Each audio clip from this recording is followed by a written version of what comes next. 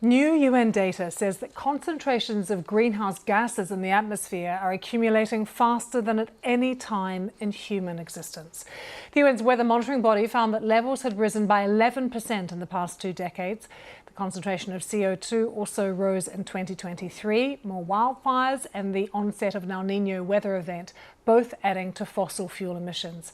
Scientists say the last time these levels were seen was around 3 to 5 million years ago, when global temperatures were between 2 to 3 degrees higher. They also noted some evidence showing that as the world warms, trees aren't able to soak up the same amount of CO2 as they once were. And this finding comes as the UN says that efforts by government to tackle the causes of global warming are wildly off track.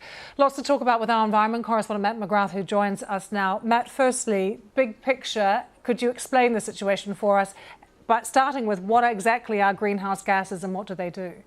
We're talking here, Lucy, about the 3 key greenhouse gases: carbon dioxide, methane and nitrous oxide. They build up in the atmosphere. Some of them are soaked up by trees and by seas, but a lot of them remain in the atmosphere for decades, if not centuries, and they are the main key drivers of warming.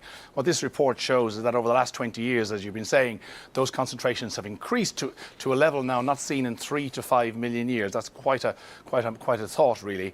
And what we've also seen in this report is the impacts in 2023 of the other activities that humans are doing, as well as heavy ongoing use of fossil fuels.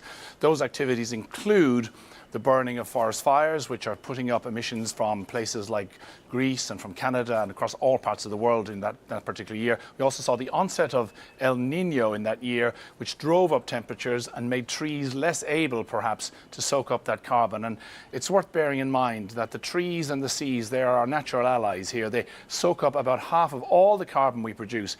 If there's evidence, and the WMO suggests that parts of the Amazon are not able to soak up carbon anymore, that would be a significant a negative effect going forward. Matt, there are climate conferences, COPs conferences, so much attention is put on them. We know that most governments have a national climate plan.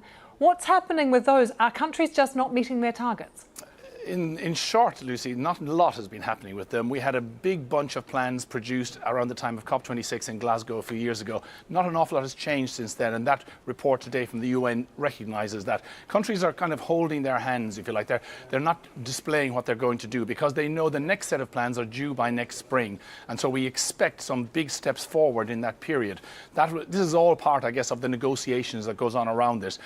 People are going to Azerbaijan next year, world leaders, or next month, world leaders will be gathering there, and a key part of that discussion will be how they improve these plans, because as the UN says, basically they're barely reducing any carbon output by 2030 as it currently stands, when the scientists say we need essentially to cut it in half. So something really radical has to happen, Matt, if you've got the UN saying that targets and global efforts are wildly off track. Yeah, absolutely. And I think, to give due to the UN process, we have seen in the last couple of years significant steps, an agreement by everybody to transition away from fossil fuels, a commitment to treble renewable energy by the end of this decade. If both of those things actually happen, then there's a fighting chance that those emissions may come down. But the evidence so far is that people are good at the words, not so much at the actions. Matt, thanks so much for joining us, our environment correspondent there, Matt McGrath.